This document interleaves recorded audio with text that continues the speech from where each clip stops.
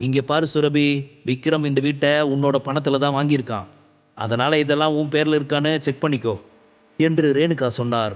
அவர் சொன்னதை கேட்ட சுரபி அதிர்ச்சி அடைந்தாள். என்னம்மா சொல்ற என்று சுரபி கேட்டாள். ஆமா சுரபி, இப்போ நீ ரொம்ப ஃபேமஸ் ஆகிட்ட. அதை யூஸ் பண்ணி தான் இந்த விக்ரம் நிறைய பணம் சம்பாதிச்சிருப்பான். அந்த காசுல தான் இந்த வீட்டை வாங்கியிருக்கான். அப்படி பார்த்தா இது உன் காசுல வாங்கின வீடு தானே. அதான் இந்த வீட்டை உன் பேர்ல இருக்கிற மாதிரி பார்த்துக்கோன்னு சொல்றேன் என்று ரேணுகா சொன்னார். சுரபி அவருக்கு பதில் சொல்வதற்காக வாயை திறந்தாள். அப்போது சுரபியை அழைத்த விக்ரம், இந்தா பேபி வாங்கிக்கோ என்றவன் அவளிடம் சில டாக்குமெண்ட்டுகளை கொடுத்தான். அதை பார்த்து சுரபி, என்ன இது என்று ஆச்சரியத்துடன் கேட்டாள். இந்த வீட்டோட டாக்குமெண்ட். நான் இதை என் பேபி பேர்ல தான் வாங்கியிருக்கேன் என்று விக்ரம் புன்னகையுடன் சொன்னான். அவன் சொன்னதை கேட்டு சுரபி ஆச்சரியமடைந்தாள். ஆனா நீ எதுக்காக இந்த வீட்டை என் பேர்ல வாங்கணும்? ஏன்னா நான் வேற, என் பேபி வேற இல்ல என்று விக்ரம் சொல்லிக் கொண்டிருக்கும் போது சரவணன் அவனை அழைத்தார்.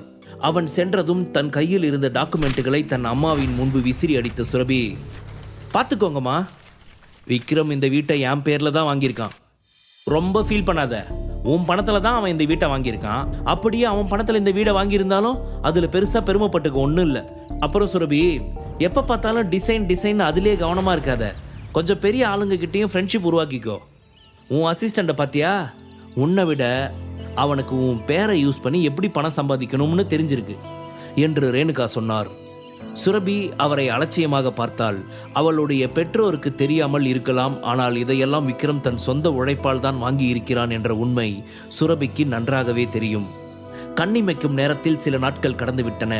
அன்று இரவு வீட்டிற்கு வந்த விக்ரம் யோகா செய்து கொண்டிருந்த போது அவனது போன் ஒலித்தது. ராக்கெட் ராஜா தான் போன் செய்திருந்தான். விக்ரம் போனை அட்டன் செய்ததும், சார், நீங்க சொன்ன மாதிரி ராகுல் இன்னைக்கு எனக்கு போன் பண்ணியிருந்தான் என்று ராக்கெட் ராஜா சொன்னான். ராகுல் என்ன சொன்னான் என்று கேட்ட விக்ரமின் முகம் தீவிரமாக இருந்தது. நான் சொன்னதை செஞ்சா போன முறை விட அதிக பணம் தரதா சொல்றாரு. அவர் மீட் பண்ண வர சொல்லியிருக்காரு சார். சார், நான் போய் அவரை மீட் பண்ணட்டுமா என்று ராக்கெட் ராஜா கேட்டான். தேவையில்ல, நீ வேலையை பாரு. அந்த மேத்தா குடும்பத்தை நான் கவனிச்சுக்கிறேன். நான் உங்ககிட்ட அப்புறம் பேசுறேன் என்ற விக்ரம் போனை கட் செய்தான். ராகுல் சொன்ன மாதிரி ராக்கெட் ராஜா பண்ணலன்னா அப்புறம் அந்த ராகுல் வேற யார்கிட்டயாவது இதை பண்ண சொல்லி கேட்பான். எப்படி இருந்தாலும் அவனால சுரபிக்கு ஆபத்து தான் என்று நினைத்த விக்ரம் உடனே கௌதமுக்கு போன் செய்து, எனக்கு மேத்தா குடும்பத்தோட எல்லா டீட்டெயில்ஸும் வேணும், அதுவும் இமிடியேட்டா என்றவன் அவரின் பதிலை எதிர்பார்க்காமல் போனை வைத்தான். அப்போது காலிங் பெல் அடித்தது. விக்ரம் சென்று கதவை திறந்தபோது சரவணனின் குடும்பம் மகிழ்ச்சியுடன் வீட்டிற்குள் நுழைந்தது. இங்க பாரு சுரபி, உன்னோட அத்தை சொன்னதை மறந்துடாத. அதை பத்தி ஒரு முறை யோசிச்சு பாரு என்று ரேணுகா சொன்னார். சரிம்மா என்று சுரபி சொன்னாள். அவர்கள் எதை பற்றி பேசிக் கொள்கிறார்கள் என்று புரியாத விக்ரம், என்ன மாமியார், நீங்க எதை பத்தி பேசிக்கிறீங்க என்று கேட்டான். சுரபி, இவங்கிட்ட எதையும் சொல்லாத. இவங்கிட்ட சொன்ன எல்லாம் கெட்டு குட்டி சோறாயிடும் என்றார். ரேணுகா மூச்சு விடாமல் பேசியதை கவனித்த விக்ரம், இந்தாங்க மாமியார், தண்ணியை குடிச்சிட்டு அப்புறம் தம் கட்டி பேசுங்க என்றான். விக்ரம், நாளைக்கு நாம ஆன்டிக் எக்ஸிபிஷன் போறோம். அங்க நான் என்னோட சின்ன அத்தைய உனக்கு இன்ட்ரடியூஸ் பண்றேன் என்றாள். இங்க பார் விக்ரம், அவங்க இவளை தான் இன்வைட் பண்ணியிருக்காங்க, உன்னை கிடையாது. அதனால நீ அவ கூட போக வேண்டிய அவசியம் இல்லை. நீ சுரபியை டிவோர்ஸ் பண்ணாலும் அவளுக்கு அசிஸ்டண்டா இருக்கலாம். அவ பேரை யூஸ் பண்ணி இன்னும் எவ்வளோ வேணும்னாலும் உனக்கு வேண்டிய அளவுக்கு பணம் சம்பாதிச்சுக்கோ. என்ன சொல்ற என்று கேட்டார். இந்த கிழவிக்கு இதே வேலையா போச்சு.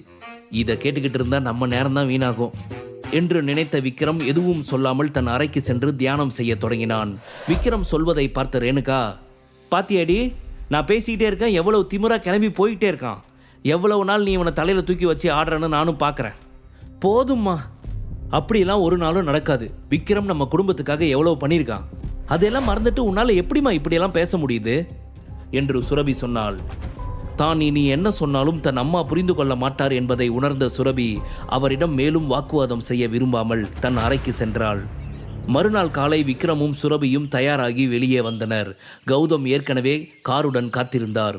சுரபி தன் புடவையை சரி செய்து கொண்டே படியில் இறங்கிய போது சேலை காலில் தடுக்கி கீழே விழத் தொடங்கினாள்.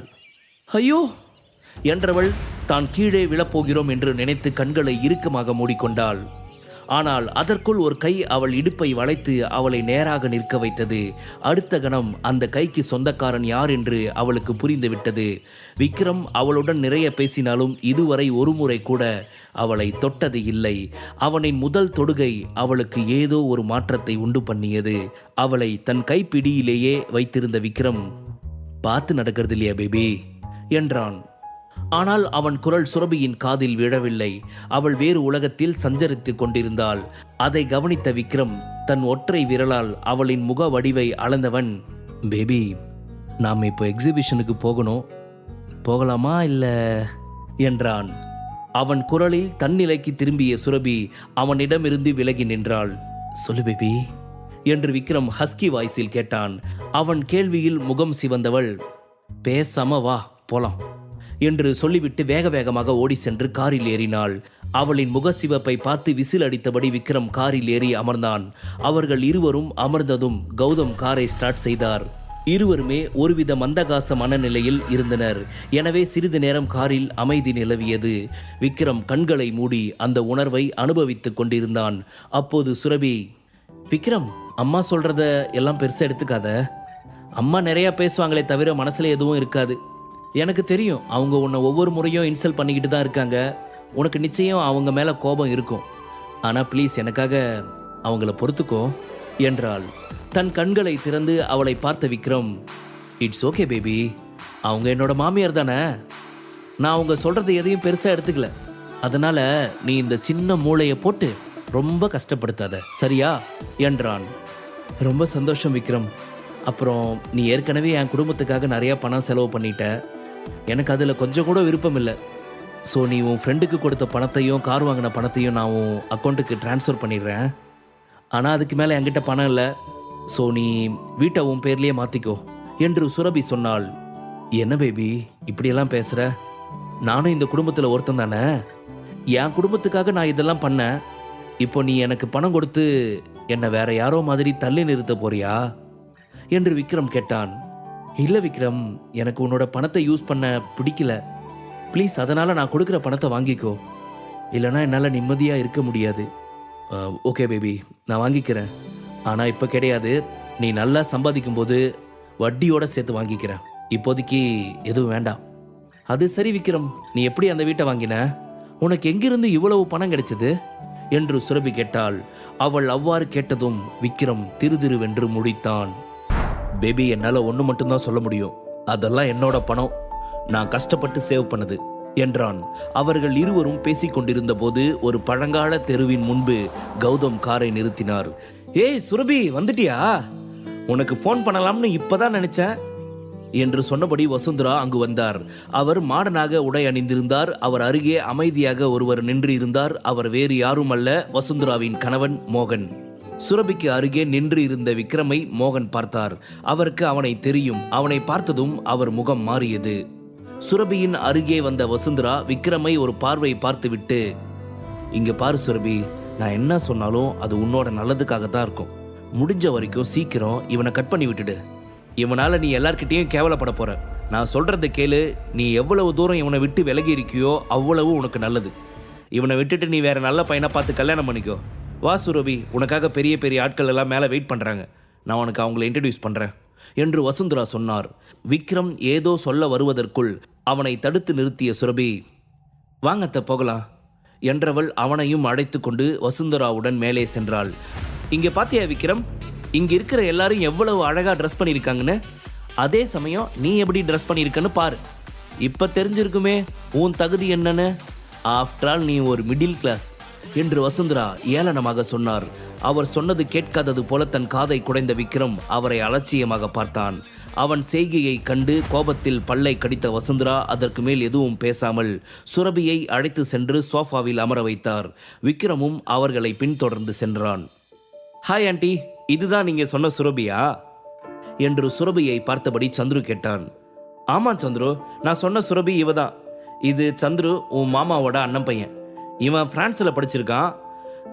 இவன் அப்பா அங்கேயே பிஸ்னஸ் பண்ணுறாரு என்று வசுந்தரா சொன்னார். அப்போது அவள் சிரமப்படுவதை கவனித்த ஒரு பெண், வா சுரபி, நம்ம பால்கனிக்கு போய் பேசலாம் என்றாள்.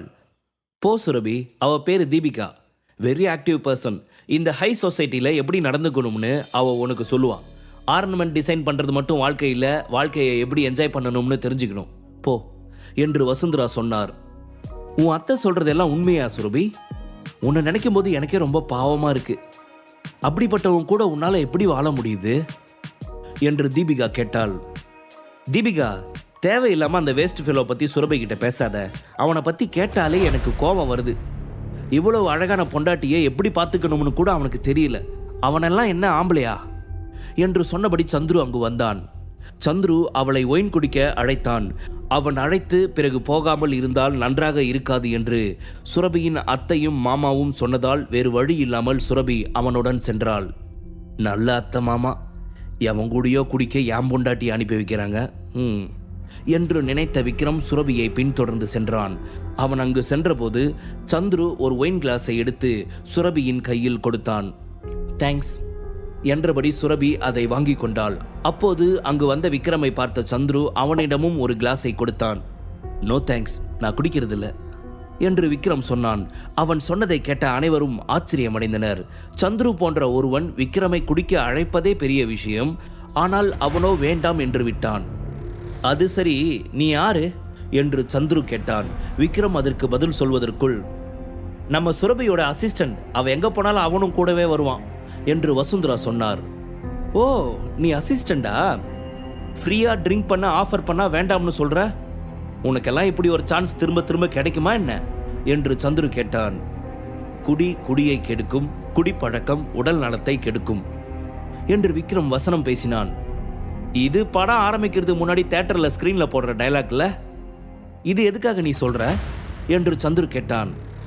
அவனை விடு சந்துரு, அவனுக்கு பப்ளிக்ல எப்படி பேசணும்னு கூட தெரியாது என்று மோகன் சொன்னார். பின்னர் சந்துரு சுரபியை பார்த்தபடியே குடிக்க தொடங்கினான். சுரபி பெரிதாக மேக்கப் போட்டிருக்கவில்லை, விலை உயர்ந்த உடைகளை உடுத்தி இருக்கவில்லை. ஆனால் பார்ப்பதற்கு காந்தமாக இருந்தாள். அவளை பார்த்தால் மீண்டும் மீண்டும் பார்க்க வேண்டும் என்று தோன்றியது. சந்துரு அவன் எப்போதும் பெண்களுடன் இருக்க விரும்புவான். 2 வருடங்களுக்கு முன்பே அவன் சுரபியை பார்த்திருக்கிறான். ஆனால் அப்போது பெரிதாக அவளை கண்டு கொள்ளவில்லை. ஆனால் சமீபத்தில் அவன் சுரபியை ஒரு இன்டர்வியூவில் பார்த்தான். அவளை பார்த்தது முதல் சுரபியை எப்போது சந்திப்போம் என்று காத்திருக்க தொடங்கினான். இப்போது அவளது அத்தை வசுந்தராவால் அவனுக்கு சுரபியை சந்திக்கும் வாய்ப்பு கிடைத்தது. அவன் குடும்பத்தில் பணம் கொட்டி கிடக்கிறது. அதை வைத்து அவனால் நினைத்த எதையும் சாதிக்க முடியும். எனவே சந்துரு சுரபியிடம் கழிக்கப் போகும் இரவை நினைத்து கனவு காணத் தொடங்கினான். ஆனால் விக்ரம் அவன் கண்ணில் பட்ட தூசாக உறுத்தி கொண்டிருந்தான். அதை நினைக்கும் போது சந்துருவிற்கு எரிச்சலாக இருந்தது. விட்டா சுரபியோடைய அசிஸ்டன்ட் எங்க பெட்ரூம்குள்ள கூட வருவான் போல. இவனுக்கு முதல்ல இவன் இடம் எதுன்னு புரிய வைக்கணும் என்று நினைத்த சந்துரு, சுரபி, உன் அசிஸ்டன்ட் நேம் என்ன என்று கேட்டான். அவரோட பேர் விக்ரம் என்று சுரபி சொன்னாள். என்னது விக்ரமா? நான் இந்த பேரை எங்கேயோ கேள்விப்பட்டிருக்கேனே. இது புருஷோத்தமன் குடும்பத்தில் யூஸ்லெஸ்ஸாக இருக்க ஒரு மருமகனோட பேராச்சே என்று தனக்குத்தானே முணுமுணுத்த சந்துரு, ஏய் சுரபி, அப்ப இவன் தான் உன்னோட ஹஸ்பண்டா? உன் புருஷனே உனக்கு அசிஸ்டண்டா இருக்கானா என்று கேட்டுவிட்டு சிரித்தான். விக்ரம் அவனை அலட்சியமாக பார்த்தானே தவிர எதுவும் சொல்லவில்லை. அவன் இது போன்ற பல ஆட்களை சந்தித்து விட்டான். எனவே அவன் சந்துருவை கண்டுகொள்ளவில்லை. ஹலோ மிஸ்டர் சந்துரு, நீங்க விக்ரம் கிட்ட மரியாதையா பேசினா நல்லது என்று சுரபி சீரியஸாக சொன்னாள். சுரபி தனக்கு சப்போர்ட்டாக பேசுவதை பார்த்த விக்ரமிற்கு மகிழ்ச்சியாக இருந்தது. அட, நான் அமைதியா இருந்தா என் பேபி எனக்கு சப்போர்ட்டா பேசுவா போலையே. அப்படின்னா இனி எல்லார்கிட்டையும் கொஞ்சம் அடக்கி தான் வாசிக்கணும். அப்போதான் என் பேபி எனக்கு சப்போர்ட் பண்ணி பேசுவா என்று விக்ரம் நினைத்தான். சரி சுரபி, இவன் யாருன்னு தெரிஞ்ச பிறகு என்னால் அமைதியாக இருக்க முடியல. உனக்கு நடந்த அநியாயத்தை நினைக்கும் போது எனக்கு கோபமாக வருது என்று சந்துரு சொன்னான். என்னது, இவன் தான் உன் புருஷனா? எனக்கு மட்டும் இப்படி ஒரு புருஷன் இருந்திருந்தா அவனை நான் எப்போவோ வீட்டை விட்டு துரத்திருப்பேன். கையில் காசு இல்லாதவன் கூட எல்லாம் உன்னால் எப்படி வாழ்க்கையை நடத்த முடியுது? நீ இப்படிப்பட்ட வாழ்க்கையை வாழ்றதை நினைக்கும் போது எனக்கு உன் மேலே கோபம் வருது என்று தீபிகா சொன்னாள். எல்லாரும் கொஞ்சம் வாயை மூடுறீங்களா? இது என்னோட தனிப்பட்ட விஷயம். இதை பற்றி நீங்கள் பேச வேண்டிய அவசியம் இல்லை என்று சுரபி கோபமாக சொன்னாள். சுரபியை பார்த்து சிரித்த Chandru, I am sorry Surabhi, அவங்களுக்காக நான் உங்ககிட்ட மன்னிப்பு கேட்குறேன். அப்புறம் உனக்கு எப்போ எந்த உதவி தேவைப்பட்டாலும் நீ எனக்கு கால் பண்ணலாம் என்று சுரபியிடம் சொன்னவன், தீபிகா, நான் சுரபிக்காக வாங்கிட்டு வந்த கிஃப்ட் அந்த ரூமில் இருக்கு, கொஞ்சம் போய் கொண்டு வர முடியுமா என்றான். அவனை பார்த்து தலையசைத்த தீபிகா அருகே இருந்த அறைக்கு சென்று ஒரு பையை கொண்டு வந்து அங்கிருந்த டேபிள் மீது வைத்தாள். அந்த பையில் எல்வி என்ற லோகோ பதிக்கப்பட்டு இருந்தது. அது ஒரு பிராண்டட் பேக். அனைத்து பெண்களுக்கும் அந்த வகை பேக்கை மிகவும் பிடிக்கும். நாம முதல் முறையாக மீட் பண்ணுறோம் இல்லையா, அதனால தான் உனக்கு ஒரு சின்ன கிஃப்ட் கொண்டு வந்தேன் என்ற சந்துரு அந்த பையை திறந்தான். அந்த பைக்குள் இருந்ததை பார்த்து அங்கு இருந்த அனைவரும் ஆச்சரியமடைந்தனர். முழு கதையையும் கேட்டு மகிழ பாக்கெட் FM ஆப்பை டவுன்லோட் செய்யுங்கள். லிங்க் டிஸ்கிரிப்ஷனில் கொடுக்கப்பட்டுள்ளது.